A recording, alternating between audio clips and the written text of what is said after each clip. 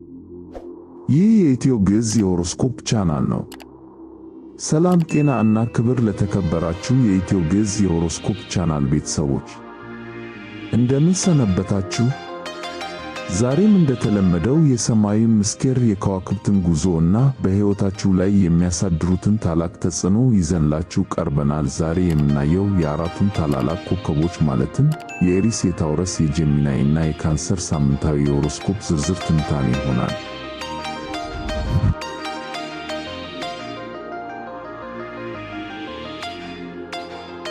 ይህ ትንታኔ ከግንቦት 10 እስከ ግንቦት 16 ቀን 2018 ዓመተ ምህረት ያለውን ሳምንት የሚሸፍን ነው።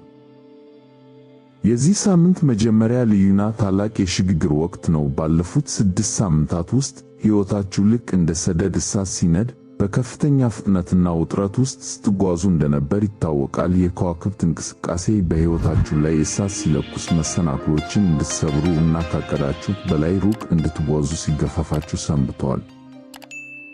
ያ የጀውሎ ነፋስ ያህል የበረታውና ፈጣኑ ጉዞ አሁን ያበቃ ይመስላል። ሰኞ ግንቦት 10 ቀን ኃይለኛው ማርስ ቦታውን በመቀየር ወደ ታውረስ ኮከብ ይገባል። በዚህም ምክንያት የሕይወታችሁ ፍጥነት በከፍተኛ ደረጃ ይቀንሳል፣ ነገሮችም ረጋ ይላሉ። ያ ሁሉ የነበረው ፍጥነትና ጫጫታ ዝም ብሎ የመጣ አልነበረም፣ ትልቅ ማንነትን ሊገነባላችሁ የመጣ ነበር። አካል አእምሮችሁ እና የባንክ አካውንታችሁ በአንድነት እረፍት ስጠን እያሉ የቀይ መብራት እያበሩላችሁ ስለሆነ ለዚህ የሰውነታችሁ ጥሪ ትኩረት መስጠት ይኖርባችኋል። አሁን ወደ አራቱ ኮከቦች ዝርዝር ትንታኔ እንለፍ።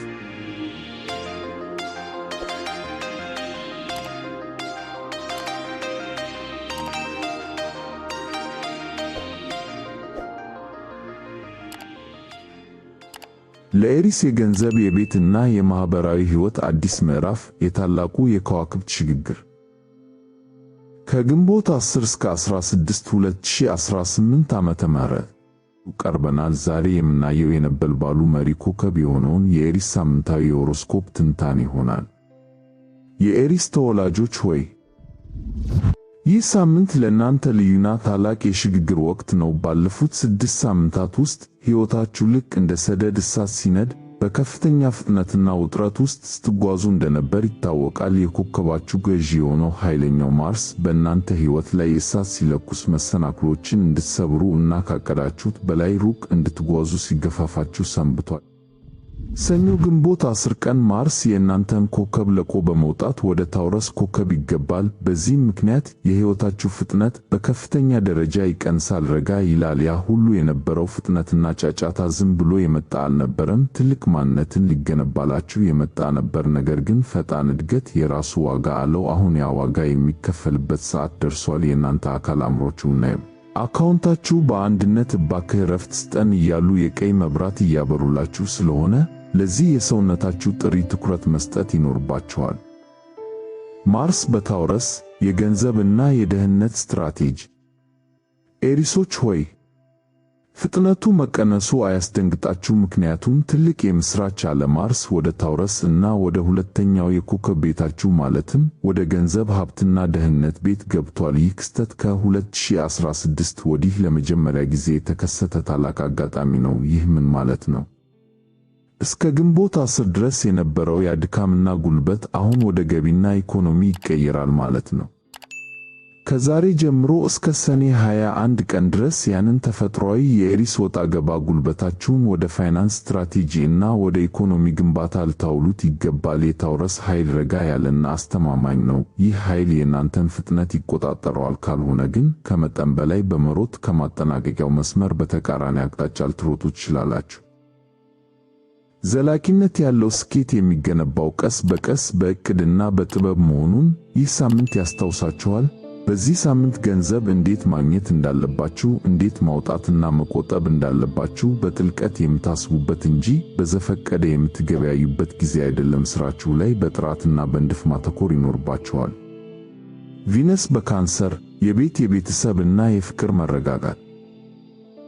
አሁን ደግሞ ወደ ፍቅርና ወደ ውስጣዊ ሰላማችሁ እንለፍ። ሰኞ ግንቦት 10 ቀን አመሻሽ ላይ የፍቅርና የውበት ፕላኔት የሆነችው ቪነስ የቤቷን ለስላሳ ጫማ አድርጋ ወደ ካንሰር ኮከብና ወደ አራተኛው የኮከብ ቤታችሁ ማለትም የቤትና የትውልድ ስፍራ ቤት ትገባለች። እዚህ ቤት ውስጥ እስከ ሰኔ 6 ቀን ድረስ ትቆያለች። በዚህ ምክንያት የእናንተ የቤት ውስጥ ሕይወት ሙሉ በሙሉ ይለውጣል። የውበት ኃይል ያገኛል። ምናልባት ቤታችሁን ማደስ፣ ውብ የሆኑ የቤት ውስጥ ዕቃዎችንና ስዕሎችን መግዛት ወይም ደግሞ በግድግዳችሁ ላይ ያሉትን ቀለሞች መቀየር ትፈልጉ ይሆናል። ከቁሳዊ ለውጡ ባለፈ ግን በቤታችሁ ውስጥ ያለው ስሜታዊ ድባብና ሰላም ከፍተኛ ትኩረት ያገኛል።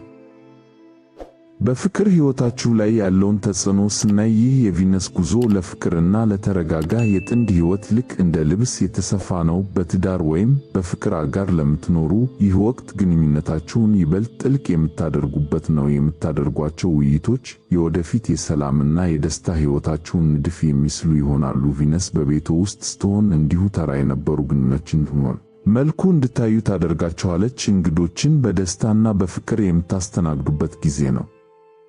ለነጠላዎች ደግሞ የፍቅር ሕይወታችሁ አሁን ባዶ ቢመስል እንኳ ሶፋችሁ ላይ ተቀምጣችሁ ተአምር አትጠብቁ። ለተጋበዛችሁበት ፕሮግራም ምላሽ መስጠት ወይም በአካባቢያችሁ ስላሉ ሳቢ ሰዎች ድጋሚ ማሰብ እና መቅረብ እውነተኛና ዘላቂ የሆነ ፍቅርን ሊያስገኝላችሁ ይችላል።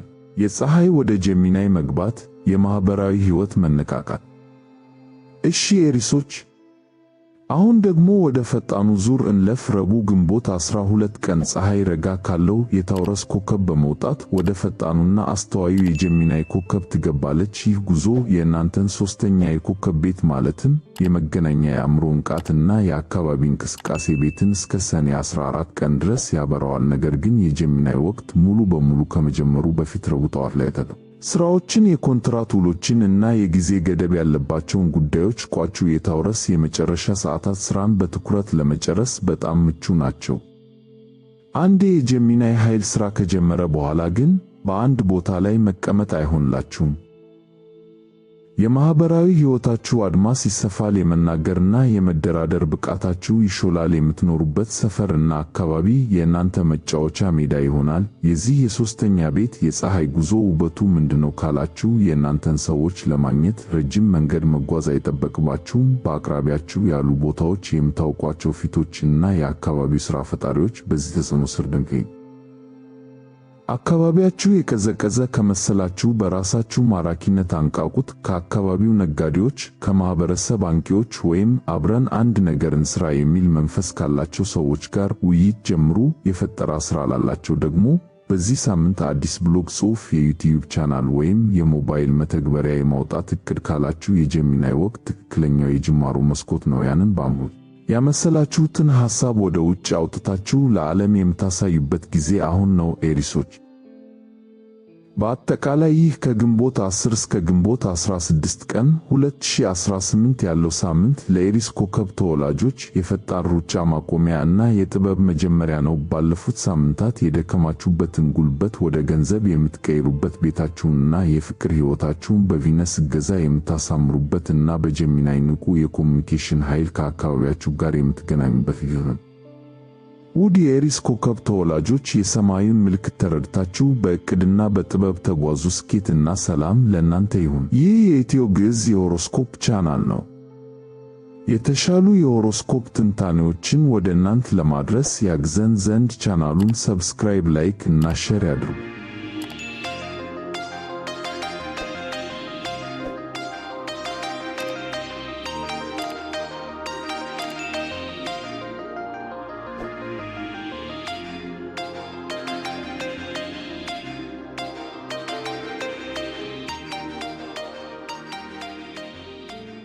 የታውረስ ሳምንታዊ የኮከብ ትንታኔ ከግንቦት 10 እስከ 16። ማርስ ወደ ኮከባችሁ ገባ። የታላቅ ጉልበት፣ የፍቅርና የሀብት ልዩ ሳምንት። የታውረስ ተወላጆች ሆይ ራሳችሁን አዘጋጁ፣ ምክንያቱም እጅግ የበረታና ታላቅ የኃይል ስብስብ ወደ እናንተ እየመጣ ነው። ሰኞ ግንቦት 10 ቀን ጀምሮ ቀዩ ፕላኔት ማርስ ከ2016 ወዲህ ለመጀመሪያ ጊዜ ወደ እናንተ ኮከብ ሰብሮ ይገባል። ይህ ማርስ በእናንተ ኮከብ ውስጥ የሚያደርገው ቆይታ እስከ ሰኔ 21 ቀን ድረስ ብቻ የሚቆይ ሲሆን ካለፈ በኋላ ደግሞ ለሚቀጥሉት 2 ዓመታት ወደ እንዳይ። ይህ ማለት የተሰጣችሁ የዕድል መስኮት በጣም ጠባብ በመሆኑ በአስቸኳይ እርምጃ ለመውሰድ መዘጋጀት ይኖርባችኋል። ባለፉት 6 ሳምንታት ውስጥ ማርስ በእናንተ 12ኛው የኮከብ ቤት ማለትም በትውስታ፣ በፈውስ፣ በሽግግር እና በውስጣዊ ሥራ ቤት ላይ ሲናወጥ ነበር። ይህ ክስተት ባለፉት ሳምንታት ውስጥ ያጋጠማችሁን ያንን እረፍት የማጣት ግን ደግሞ አቅጣጫ የመሳት ስሜት በደንብ ያብራራዋል። በዚህ ወቅት የተወሰናችሁ የታውረስ ተወላጆች ወደ ውስጣችሁ በጥልቅ በመግባት አሮጌ ቁስሎችን ስታክሙ አሊያም አረጀ አሮጌ ልማዶችን አውልቃችሁ ውስጥ ጥሉ ሰንብታችኋል። ሌሎች ደግሞ አስደናቂ የሆነ የውስጥ ስሜት ንቃትን አግኝታችኋል። አሁን ግን ያ ሁሉ ወደ ውስጥ አድብቶ የነበረው ኃይል በድንገት ወደ ውጭ ይፈነዳል።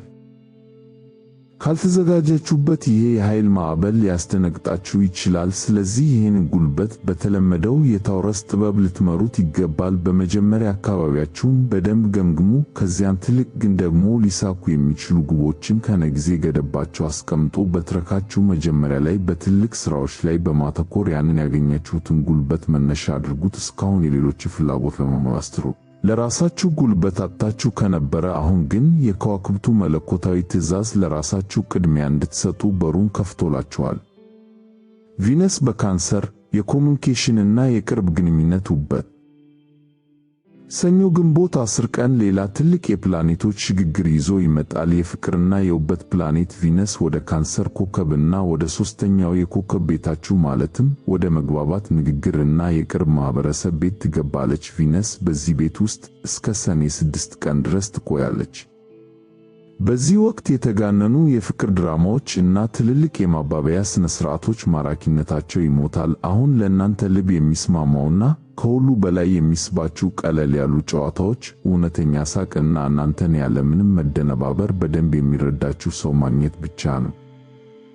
ነጠላ ለሆናችሁ የታውረስ ተወላጆች እና እስካሁን የብቸኝነት ሕይወታችሁን ለመቀየር ምንም አይነት ተነሳሽነት ላልነበራችሁ፣ በዚህ ሳምንት አመለካከታችሁ ባልጠረጠራችሁት ፍጥነት ሊቀየር ይችላል። ቀለል ያለ የጓደኛ መገናኛ ቦታ ላይ ወይም ባልተጠበቀ ትውውቅ አማካኝነት ትልቅ በር ሊከፈትላችሁ ይችላል። ነገር ግን ነገሮችን ለማጣደፍና ገና ከጅምሩ ስም ለመስጠት ከመሞከር ይልቅ ግንኙነቱ በራሱ እንዲያድግ ተጎት። ይህ የቪነስ ሽግግር የፍቅርን የመጀመሪያ የፍቅር ደረጃዎች፣ የማወቅ ጉጉትንና ያለምንም ጫና መግባባትን በጣም ይወዳል። ቀድሞውኑ በትዳር ወይም በፍቅር ግንኙነት ውስጥ ላላችሁ ደግሞ ይህ ወቅት በመጀመሪያ የተሳሰባችሁበትን ያንን ዘና ያለ እና ተፈጥሯዊ ትስስር እንድታድሱ የቀረበ ግብዣ ነው። ከባድና ውጥረት የበዛባቸውን የቤት ጉዳዮች ለጊዜው ቀነስ አድርጉና በየቀኑ አብራችሁ በምታሳልፏቸው ትናንሽ ደስታዎች ላይ አተኩሩ። በአሁኑ ወቅት የውስጥ ቀልዶች እና በአቅራቢያችሁ የምታደርጓቸው ትናንሽ ጉዞች ከማንኛውም ከባድ ውይይት በላይ ያጠናክሩታል። ፀሐይ ወደ ጀሚናይ መግባት፣ የፋይናንስ እና የገቢ ዕቅድ። በዚህ ረቡዕ ግንቦት 12 ቀን ፀሐይ በእናንተ ኮከብ ላይ የነበራትን ዓመታዊ ቆይታ አጠናቃ በመውጣት ወደ ጀሚናይ ኮከብ ትገባለች። ይህ ጉዞ የእናንተን 2ኛ የኮከብ ቤት ማለትም የገቢ፣ የተግባራዊ ዕቅድና የኢኮኖሚ መሠረት ቤትን እስከ ሰኔ 14 ቀን ድረስ በብርሃን ያጥለቀልቀዋል። የልደት ወራችሁ የነበረው ያለፈው ሳምንት ብዙ አዳዲስ ሐሳቦችን እና መነሳሳትን የሰጣችሁ ቢሆንም፣ አሁን ግን እነዚያን ሐሳቦች የመለየት እና የማበጠር ሥራ የሚሰራበት ወቅት ደርሷል። ከነዚያ ሐሳቦች ውስጥ የትኞቹ ናቸው በቀን ብርሃን ሲመረመሩ እውነት የሚሆኑ? ያላችሁን ገንዘብና ጉልበት ሳታባክኑ በፊት ሐሳቦቻችሁን በእውነታ ሚዛን ላይ መርምሯቸው። ይህ የፀሐይ ሽግግር ገንዘባችሁን በተሻለ እና በጥበብ ለማስተዳደር እጅግ በጣም ግሩም ነው። ይህ አስተዳደር ራሳችሁን የምታስርቡበት ወይም ደስታን የምታጡበት ሳይሆን ያቀዳችሁት ዕቅድ መስመር ይዞ ሲሰራ የማየትን እርካታ የምታገኙበት ነው። ለእናንተ ትልቅ ትርጉም ያላቸውን 2 ወይም 3 የፋይናንስ ግቦች ምረጡና በግልጽ አስቀምጧቸው። ለምሳሌ ለረጅም ጊዜ አይናችሁ የጣለበትን ትልቅ ዕቃ ለመግዛት የተለየ የቁጠባ አካውንት ክፈቱ። ከዚያም ካላችሁ የደመወዝ ክፍያ ውስጥ ምን ያህሉንና በስንት ጊዜ ውስጥ ማስቀመጥ እንዳለባችሁ በትክክል አስሉና ቁጠባውን በባንክ ስልካችሁ በየወሩ በራሱ ጊዜ እንዲቆርጥ አድርጋችሁ ተጎት። የቁጠባውን መጠን በየቀኑ የመፈተሽ ፍላጎታችሁን ተቆጣጠሩት። ምክንያቱም ሳታስቡት ረጋ ብሎ የሚቀጥል ፍጥነት ትልቅ ውጤት ያሳያል። ያ አሁን በህልማችሁ የምታስቡት ጉዞ፣ የቤት ማደስ ወይም ትልቅ ግዢ በአሁኑ ሰዓት በባንክ ደብተራችሁ ላይ ከምታዩት ቁጥር በላይ ለእናንተ በጣም የቀረበና ሊሳካ የሚችል ነው። በአጠቃላይ ይህ ከግንቦት 10 እስከ ግንቦት 16 ቀን 2018 ያለው ሳምንት ለታውረስ ኮከብ ተወላጆች ታላቅ የንቃት የጉልበትና የተግባር ምዕራፍ ነው። ማርስ ወደ ኮከባችሁ መግባቱ ያከማቻችሁትን ውስጣዊ ኃይል ወደ ስኬት የምትቀይሩበትን ጉልበት ይሰጣችኋል። ቪነስ በፍቅር ሕይወታችሁ ላይ ቀላልና እውነተኛ ደስታን ስትሰጣችሁ፣ የፀሐይ ወደ ጀሚናይ መግባት ደግሞ የኢኮኖሚ መሠረታችሁን በጠንካራ ሁኔታ እንድትገነቡ መንገዱን ያሳያችኋል። ውድ የታውረስ ኮከብ ተወላጆች፣ የተሰጣችሁን የከዋክብት ኃይል ተረድታችሁ በዕቅድና በጥበብ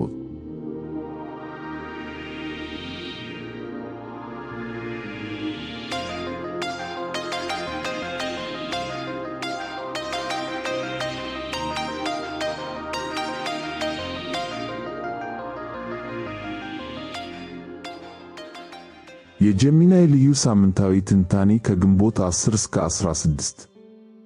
ፀሐይ ወደ ኮከባችሁ ገባች። የእናንተ አዲስ ዓመትና የትልቅ ሽግግር ወቅት። የማርስ ሽግግር ወደ ውስጣዊ ሰላም መመለስ። የጀሚናይ ተወላጆች ሆይ በዚህ ሰኞ ግንቦት 10 ቀን የስልካችሁን ማስታወቂያዎች ወይም ኖቲፊኬሽኖችን በሙሉ አጥፉ። ለዚህም ለአንድ ሰከንድ እንኳ የጥፋተኝነት ስሜት አይሰማችሁ። ምክንያቱም ካለፈው መጋቢት ወር ጀምሮ ቀዩ ፕላኔት ማርስ በ11ኛው የኮከብ ቤታችሁ ማለትም በቴክኖሎጂ እና በማህበራዊ ግንኙነት ቤታችሁ ላይ ሲፋጠን ሰንብቷል። ይህ ክስተት አእምሮአችሁን ሲያነቃቃው ቢቆይም በሌላ በኩል ግን እጅግ በጣም አዝሏችሁ እንደነበር ይታወቃል። አሁን ግን ይሄ የእንቅስቃሴ ፕላኔት ሰኞ ዕለት ወደ ታውረስ ኮከብና ወደ 12ኛው የኮከብ ቤታችሁ ማለትም ወደ ብቸኝነት፣ ወደ ውስጣዊ ሥራና ወደ አሮጌ ነገሮች ማብቂያ ቤት ይዘዋወራል። በዚህ ጊዜ የኃይል ፍጥነቱ በከፍተኛ ሁኔታ ይቀንሳል። እናንተም ከምታስቡት በላይ ለዚህ ዕረፍት ዝግጁ ናችሁ። ይህ የሚቀጥለው የ6 ሳምንታት ቆይታ ቅጣት ሳይሆን ትርፍ ጊዜያችሁን እንዳለባችሁ በጥበብ እንድታስቡ የቀረበ ታላቅ መለኮታዊ ግብዣ ነው። ሰውነትን በሚያድስ ዕረፍትና ትርጉም በሌለው ዝም ብሎ መንከራተት መካከል ትልቅ ልዩነት አለ። ማርስ በታውረስ ውስጥ መሆኑ እውነተኛውን ዕረፍት እንድታገኙ ይረዳችኋል። ይህንን የዕድል መስኮት ተጠቅማችሁ ወደ ጎን አሳድጋችኋቸው ለነበሩት መልካም ነገሮች ጊዜ ስጡ። ለምሳሌ እንቅልፍን ማስተካከል፣ ጤናማ ምግቦችን ማብሰልና እስከ መጪው ክረምት መጨረሻ ድረስ አብሯችሁ የሚዘልቅ የውስጥ የሜዲቴሽን ልምምድ መጀመር ትችላላችሁ። ከዚህም በላይ ይህ ወቅት የእናንተን ጉልበትና ሰላም ሲመጡ ለነበሩ አጥፊ ልማዶች፣ ጊዜያቸው ላለፈባቸው ግንኙነቶች ወይም ለራሳችሁ ስትነግሩት ለኖራችሁትና አሁን ላይ ለማይጠቅማችሁ የውሸት ታሪክ ማብቂያ ለመስጠት ትክክለኛው ጊዜ ነው። ማርስ እነዚህን ከባድ ውሳኔዎች ለመወሰን የሚያስፈልገውን ድፍረትና ከውሳኔው በኋላ የሚመጣውን ማንኛውንም ተጽዕኖ ለመቋቋም የሚያስችል ጥንካሬ ይሰጣል። ሰኔ 21 ቀን ድረስ ወደ እናንተ ኮከብ ሰብሮ ከመግባቱ በፊት የውስጥ ቤታችሁን በደንብ አጽዱ። ቪነስ በካንሰር የፋይናንስ እሴትና የደህንነት መረጋጋት።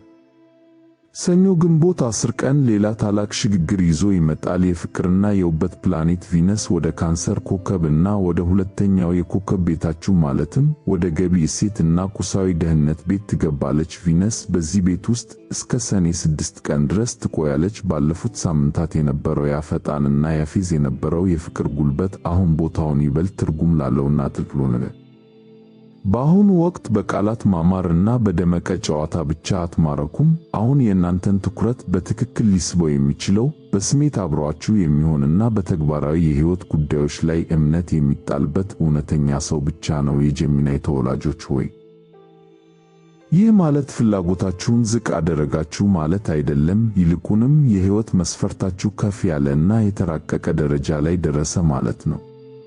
ስለዚህ ቀደም ሲል ተራ ነው ብላችሁ የናቃችሁት ሰው በድንገት አሁን ላይ በጣም ሳቢና ትርጉም ያለው ሆኖ ቢታያችሁ እንዳትደነቁ። አዳዲስ ግንኙነቶች ያለምንም አላስፈላጊ ውጥረትና ያለ ጊዜው ስም ሳይሰጣቸው በራሳቸው ፍጥነት እንዲያድጉ ዕድል ስጧቸው።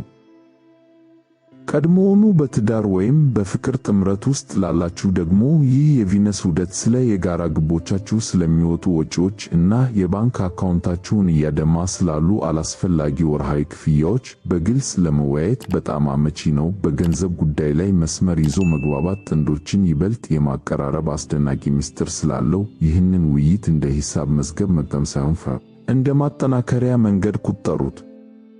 የፀሐይ ወደ ጀሚናይ መግባት የእናንተ አዲስ ዓመትና ማንነ ረቡዕ ግንቦት 12 ቀን የእናንተ የጀሚናይ ክፍለ ጊዜ በይፋ ከመጀመሩ በፊት ለአፍታ ቆም በሉና በአሁኑ ሰዓት ምን አይነት ከባድ ስሜታዊ ሸክም እየተሸከማችሁ እንደሆነ ራሳችሁን በታማኝነት መርምሩ። ፀሐይ በታውረስ ኮከብና በ12ኛው የኮከብ ቤታችሁ ላይ የምታደርገውን ጉዞ እያጠናቀቀች በመሆኗ ይህ ወቅት የእናንተ አዲስ የግል ዓመት ከመጀመሩ በፊት አሮጌ ነገር የመጨረሻው ትልቅ የዕድል መስኮት ነው። አእምሮቹን የሚያጨናንቁ ነገሮችን በሙሉ አስወግዱ። ማብቂያ ሊኖራቸው የሚገቡ ጉዳዮችን በሙሉ ቋጩና ከ12 ወራት በኋላም ተሸክማችኋቸው ብትዞሩ ለእናንተ እፍረት የሚሆኑባችሁን አሮጌ ስሜታዊ ልማዶች አሁኑኑ አውልቃችሁ ጣሏቸው። ምንም ያህል መልካም ምኞት ቢኖራችሁም እስካሁን ያልተቀየረ ነገር ካለ ዝም ብሎ በተስፋ ከመጠበቅ ይልቅ አዲስ ስትራቴጂና ዕቅድ የምታወጡት አሁን ነው። አንድ የረቡዕ ዕለት ፀሐይ ወደ እናንተ ኮከብ ስትገባ የዓለም ትኩረት በሙሉ ወደ እናንተ ይዞራል። ወደ ማንነታችሁ፣ ወደ ፍላጎታችሁ እና ወደምትሄዱበት አቅጣጫ ብርሃን ይበራል። የጀሚናይ ወቅት ያለ ምንም ይቅርታ ራሳችሁን ከፊት አስቀድማችሁ የምትመሩበት የእናንተ ልዩ የልደት ወር ነው። ከዛሬ ጀምሮ እስከ ሰኔ 14 ቀን ድረስ ዕቅዶቻችሁን ቀለል አድርጉና ብዙ አታወጥሩ። ምክንያቱም ወር ውስጥ ፍላጎታችሁ እና ምርጫችሁ ባልተጠበቀ አቅጣጫ ሊቀየር ስለሚችል ከሁሉ የተሻለው መንገድ ከለውጡ ጋር አብሮ መተጣጠፍ ብቻ ነው። በአጠቃላይ ይህ ከግንቦት 10 እስከ ግንቦት 16 ቀን 2018 ያለው ሳምንት ለጀሚናይ ኮከብ ተወላጆች ከአሮጌው ሕይወት ወጥቶ ወደ አዲሱ ብርሃን የሚሻገሩበት ታላቅ የንቃት ምዕራፍ ነው።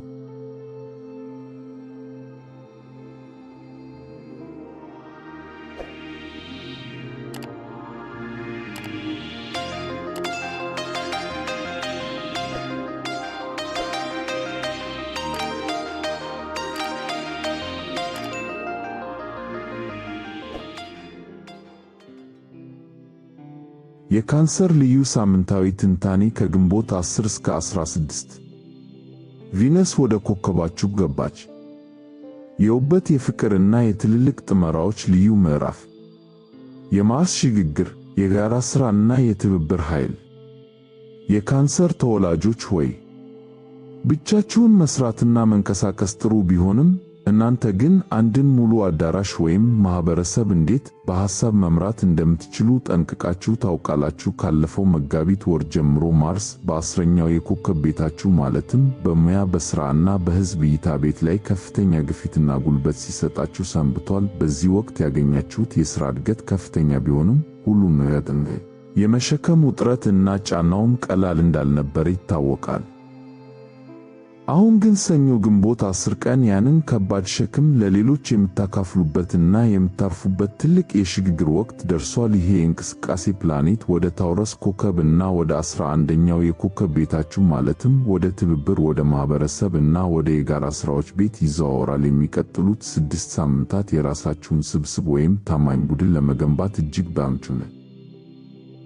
በ2016 ማርስ በታውረስ ላይ በነበረበት ወቅት ምን አይነት ሥራዎችን እየገነባችሁ እንደነበር ወይም ከማን ጋር ትስስር ፈጥራችሁ እንደነበር ወደ ኋላ መለስ ብላችሁ አስቡ። ምክንያቱም ይህ የከዋክብት ጉዞ ያንን የቆረጣችሁትን ክር እንደገና በማንሳት ወደፊት ይዞት ይሮጣል። በዚህ የኃይል ተጽዕኖ ስር የቡድን እንቅስቃሴዎች በጣም ስለሚፋጠኑ በአካባቢያችሁ ባሉ ሳቢ ሥራ ፈጣሪዎችን ባለሙያዎች ሳቢያ ሁልጊዜ ከምትሸሸጉበት የደህንነት ቅርፊታችሁ ውስጥ ወደ ውጭ ለመውጣት ትገደዳላችሁ። ይህንን ውስጣዊ ስሜታችሁን መከተል በጣም ጠቃሚ ነው። ነገር ግን አንድ ትልቅ ማስጠንቀቂያ አለ። ወደ ሕይወታችሁ የምታስገቡትን ማንኛውንም ሰው በጥንቃቄ መምረጥ ይኖርባችኋል። ወደ እናንተ የሚመጣው ሰው በእውቀትም ሆነ በፈጠራ ብቃት የእናንተን ፍጥነት መመጠን የሚችል መሆን አለበት። በተለይም የራሳችሁን የፈጠራ ባለቤትነት ሐሳቦች ወይም ሚስጥራዊ ዕቅዶች ለጋራ ሥራ የምታጋሩ ከሆነ ከመሄዱ በፊት ሕጋዊ ስምምነቶችን እና ወረቀቶችን በፊርማ ማረጋገጥ አለባችሁ። ዝም ብሎ በግምት መጓዝ ወይም ውስጣዊ ስሜትን ብቻ ማመን ሕጋዊ ስትራቴጂ ሊሆን አይችልም።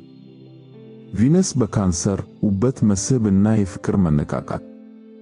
የካንሰር ተወላጆች ሆይ በሕይወታችሁ ላይ ለሚመጣው ታላቅ የደመቀ ታዋቂነት ራሳችሁን አዘጋጁ። ሰኞ ግንቦት 10 ቀን አመሻሽ ላይ የፍቅርና የውበት ፕላኔት ቪነስ በቀጥታ ወደ እናንተ ኮከብ ውስጥ ትገባለች። ይህች ፕላኔት በእናንተ ላይ የምታደርገውን ውብ ቆይታ እስከ ሰኔ 6 ቀን ድረስ ታደርጋለች። ይህም በማንኛውም ቦታ በቀላሉ እንዳታለፉ ያደርጋቸዋል። በዚህ የቪነስ ዑደት ውስጥ የሰዎችን ትኩረት ለመሳብ ምንም አይነት ከፍተኛ ጥረት ማድረግ ወይም መልፋት አይጠበቅባችሁም። የሰዎች ዓይኖች በራሳቸው ጊዜ እናንተን ይፈልጉዎታል። ባልጠረጠራችሁት አቅጣጫ ታላላቅ ምስጋናዎች፣ የክብር ግብዣዎች እና መደነቆች ወደ እናንተ ይጎርፋሉ። የእናንተ ብቸኛ ሥራ እነዚህን በጎ ነገሮች ያለምንም መሸማቀቅ በደስታ መቀበል ብቻ ነው።